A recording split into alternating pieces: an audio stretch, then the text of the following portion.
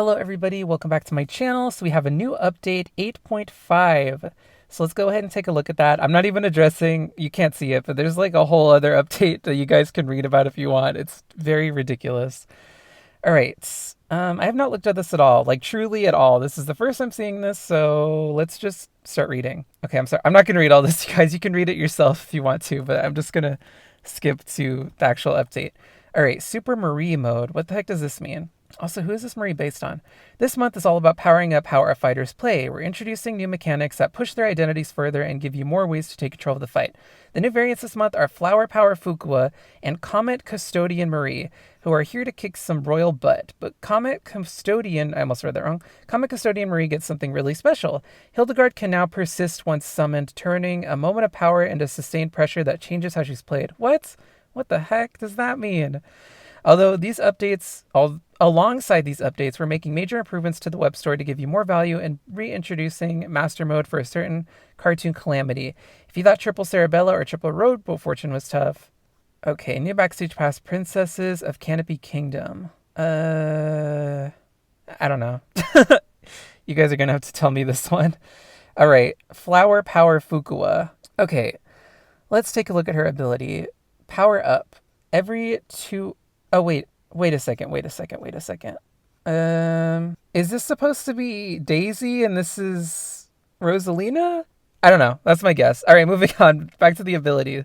Okay, every 2 seconds, unless either fighter lands a hit, suffer heavy... Oh my gosh, what is with these...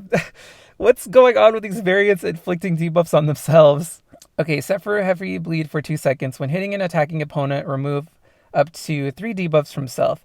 While not suffering from any debuff, Fukua gains immunity. Oh, okay. Fukua gains immunity, invincibility, and unflinching for up to 4 seconds each when hitting an opponent in the air. That's very weird. That is such a weird ability.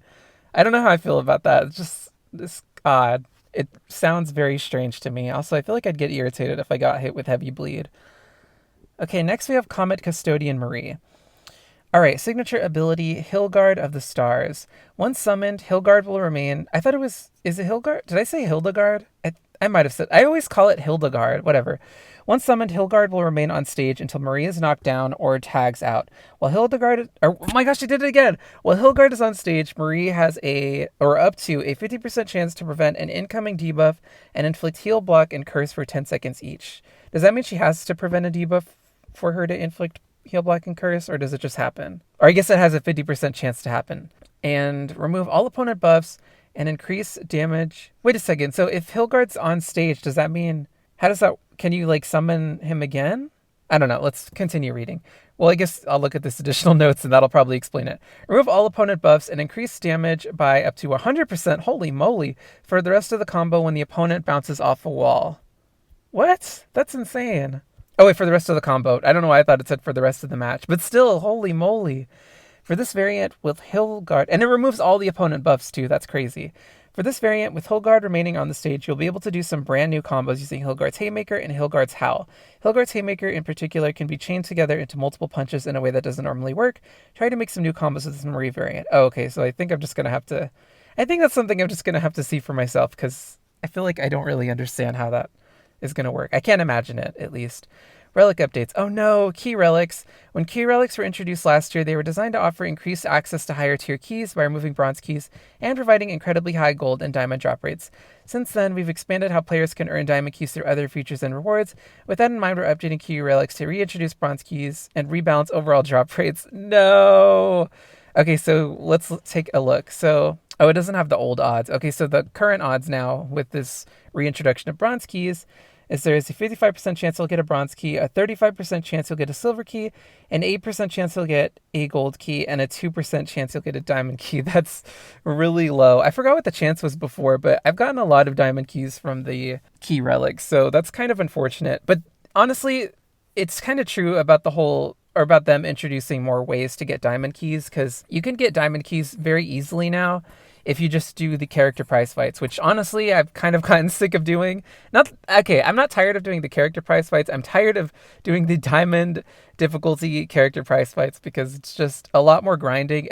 But the thing is, it's still pretty good because you can get a diamond key just by getting the milestone reward. So it's not like before where you had to earn like what, 70 million points in order to get a diamond key because you had to be in the top 10% of the highest scores or whatever. Well, no, you can just get a diamond key just by anybody can get a diamond key from doing the diamond difficulty character prize fight. You just have to be willing to put in the work to get the final milestone reward. So that's cool. But well, this kind of is sad, but still, whatever. All right, headliner relic fighter pool. Okay, so for these current headliner relics, we have, or for the new ones, I guess, Magicrophilia, Superliminal Valentine, 1-Up Big Band, Lucky Lore Umbrella, Double Exposure Robo Fortune, and Flower Power Fukua. And for the diamonds, oh wait, that was for the golds. Okay, for the diamonds, we have Idle Echo Fukua, Soulbound Annie, Locked and Loaded Black Dahlia, Grandmother Double, Fatal Frame Misfortune, and the new Comet Custodian Marie. So I'm definitely going to, well, okay, I guess you guys know. This is about the update, so maybe I shouldn't talk about myself, but I was going to say I'm going to try to pull when April begins. So Tree of Life Diamond Relic. Okay. Last month, we released the Headliner Relic and made a change to the monthly Diamond Relics that dropped from prize fights to include all the Diamond Fighters in the Headliner Relic. I cannot read, you guys. Read out loud, at least. Blah, blah, blah, blah, blah, blah. That dropped from prize fights to include all the Diamond Fighters in the Headliner Relic at an equal chance. There we go, that's what it was. We've listened to your feedback and are making a change to now include the most recently released Diamond Fighter at a 50% drop rate in the monthly Diamond Relic. Okay, thank goodness. So you have a higher chance of getting the newest Diamond. That means that this month, Comet Custodian Marie will have a 50% drop rate from the Sunshine Diamond Relic at the end of the Spring Cleaning prize fight. All their diamonds have an equal 10% chance to be in the relic. Sweet! Okay, that's good because I think it was kind of unfortunate that you couldn't do that before. Or we could, that didn't even make any sense. I thought it was unfortunate that they all had an equal chance. All right, but yeah, prize fight win streak. Okay, in this patch, we've introduced an additional way to continue your win streak in prize fights after a loss.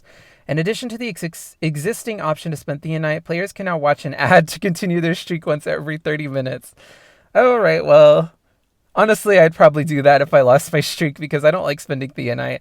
This feature is entirely optional, and there have been no changes to the cost or behavior of the existing Theonite option. It simply provides an alternative way to continue a win streak. Okay, that's kind of cool. Skull points. Skull points replaces the existing reward points. Okay, so it's just, well, okay, there's changes to the points system. I've never bought anything on the web store before, so I don't even know like how it works now. But aesthetically, it looks nicer. All right, Peacock Origin Story Master Mode retuning. Wait, what? What happened? What's going on with Master Mode in Peacock's story? This month, we've updated Peacock's Origin Story Master difficulty with the tuning and reward pass. Okay, let me just keep reading. Progress in the existing Master Mode will be reset, allowing all players to experience the updated version and earn its rewards again. We also have a few additional announcements to share. For both Peacock and Beowulf's origin stories, we've created a couple new accolades for completing them at 100%.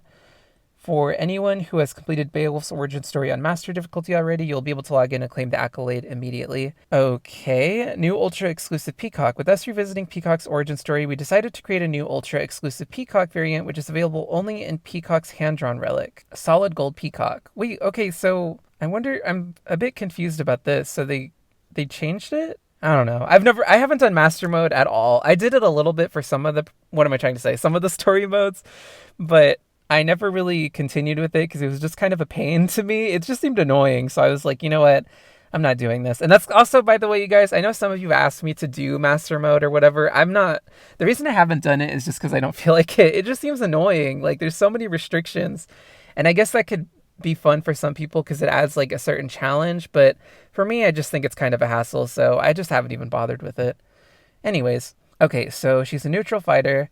Signature ability worth the wait. Every 15 seconds, permanently increase attack by up to 35% and crit rate by up to 30%, even while benched. Oh, so this just happens over time. That's pretty cool. When either fighter lands a critical hit, up to 50% chance to gain Enrage and Blessing for 10 seconds each. Ooh, that's pretty... Really? Okay, she sounds a lot of fun. I like her. But it doesn't say what the chances are of getting her, so I'm guessing it's the same as just pulling a gold. I don't know. I don't think it's any different from the other characters or the other gold peacocks. I don't know. Cabinet of Curiosity avatars available in this. Ooh, what? In this patch, we're introducing a way to obtain avatars from the past through the Cabinet of Curiosity's Theonite tab.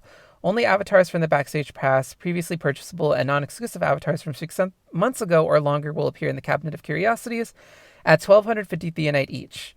Only ones you don't own will appear in the Cabinet of Curiosities, so if you see one, you don't have it. That's pretty cool. Oh my gosh, okay, that's awesome. I don't think I've ever bothered. I've never changed my avatar, you guys. Once I made it Starshine Annie, I never really went to anything else, so yeah. All right, bug fixes. This month, instead of balance changes, we focused on fixing some gameplay bugs. There's still more on our radar, but this is the first pass. Thank you for your patience while these bugs were being worked on. All right, Soulbound Annie. I didn't even know she was glitched. Hex is now always successfully applied to benched opponents when entering star power. Wait, what? Did that not happen before? What the heck? How did I not notice this? Tagging out an opponent while in star power. Why can I cannot read. While it will no longer have the incoming opponent affected with the timeless hex. What? I never saw that. Wait, was that a thing this whole time and you guys just never said anything? I could have been taking advantage of this. Are you serious? All right, Starshine Annie. Wait, wait a minute. What was going on with Starshine Annie? Fixed an issue where Starshine would not gain permanent precision if she had time precision on her already. Oh, I think I might have seen this before actually, because I noticed there was a couple of times where I did use star power and for some reason I didn't have permanent precision. That might even have been in a video. I don't remember, but I feel like there were instances where I was like, I took out an opponent and in theory I had permanent precision. At least I thought I did. I should have at least. But then for some reason their ability still activated and it was really weird. All right, Chill Guy Beowulf. Fixed an issue where SA1 and SA2 were not triggering off of blocked projectile hits. I did not know that was a thing. I don't think I've ever even... I'm sure I've fought Chill Guy Beowulf, but I feel like nobody has him on their defensive team or defensive lineup, and I never really... I don't think I fight him ever in No Mercy, so I don't know. Megasonic Big Band. Fixed an issue where SA1 was not triggering off of blocked projectile hits. Actually, I think I noticed that too. I think I did a No Mercy run, and I'm pretty sure I hit Megasonic with a projectile and or something, and weirdly his ability didn't activate, and I didn't really get it, and I just pretended... I don't know. I just thought it was normal. Or not really. I just didn't question it too much. I was like, why didn't his ability activate? But I'm like, you know what? I don't care. I'm glad it didn't activate. Dark Lord Eliza. Fixed an issue where SA1's enemy death effects could trigger more than once. Really? Wait a second. I don't even remember... Okay, I know what Dark Lord Eliza's ability is, but I don't know the order of her... Like, I don't know how it's separated between SA1 and SA2. Okay, I don't know. Clue Chaser Philia. Changed SA2's text to say that it only ignores defense, not armor, and defense to match functionality. Okay, that makes sense. I mean, wouldn't that be the same thing anyway if you're ignoring the... Or, I don't know. Would it? How does that work? Now that I'm thinking about it. Because if you ignore defense, doesn't that mean you ignore armor? Or is that not how that works? Isn't it really embarrassing that I don't even know that? I don't know. Also, why do I keep stuttering? Hellsbell Fukua. Fixed an issue where dead teammates would gain evasion, which blocks some effects on dead characters. What? Are you serious? That is so weird. So does that mean if you tried to revive a dead character, it wouldn't work? That's crazy. Superliminal Well, I'm thinking Valentine. If she tried to use her one move to revive them, it would just miss or something. I don't know. I don't know if I've never seen that or had to deal with that before.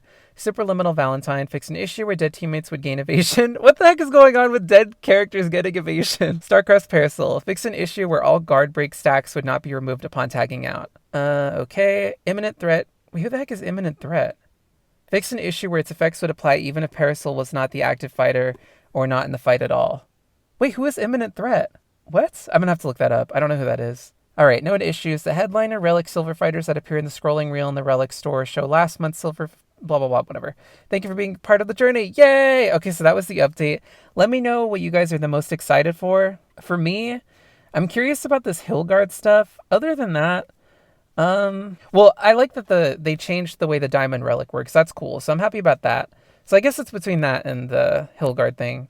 I don't even have any opinion on the origin story stuff because, like I said, I never bother with Master Mode. Honestly, you guys, after I did origin story once, I just never did any of the other stuff. I just didn't bother. I might have done some, but although this Peacock sounds cool too. So I feel like there's a few cool things to look forward to. I'm also, someone needs to explain this part to me. I feel like I'm embarrassed by this, but I guess I assumed because of the way her ability works and she ignores the enemy's defense that she would ignore armor, but maybe that's not the case because I forgot what the description of armor says. I think it might just say that you take less damage. I don't know. I'm honestly starting to think that her ability does not ignore armor. I don't know. I guess that's what piercing is for. Whatever. Anyways, thank you guys so much for watching. Also, I just noticed this was like a whole GIF. Wait, was this playing the whole time and I just didn't notice? Okay, hold on. I'm watching this, you guys, because I really need the details. Oh, wait. No, it didn't show any kind of combo or anything. Or did it? No, whatever. But it looks like you can use that attack. Or wait, I guess it did. Because normally when you use Hilgard's Haymaker, I promise you guys I'll be done with this video in a second. Normally when you use Hilgard's Haymaker, he like comes from the other side of the screen, right? Like at the end of the screen. Well, you know what I mean. Like he comes from behind you. But in this case, he's already there, so you can just kind of punch like instantly. That's pretty cool. Okay. Anyways, that's going to be it for this. Thank you guys so much for watching. I'll see you again next time, but goodbye for now.